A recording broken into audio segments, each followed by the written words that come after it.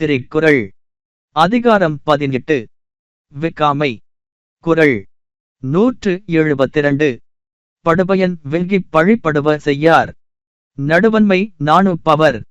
நடுவு நிலைமை அல்லாதவற்றைக் கண்டு நாணி ஒதுங்குகின்றவர் பிறர் பொருளைக் கவர்வதால் வரும் பயனை விரும்பிப் பழியான செயல்களைச் செய்யார். 172. Through lust of gain, no deeds that retribution bring, do they, who shrink with shame from every unjust thing. Those who blush at the want of equity will not commit disgraceful acts through desire of the profit that may be gained. 172. படுபயன் வெல்கிப் பழிப்படுவ Cheyyar. நடுவன்மை நாணுப்பவர்.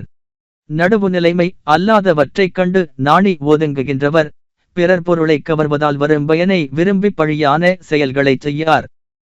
172. Through lust of gain, no deeds that retribution bring, do they, who shrink with shame from every unjust thing.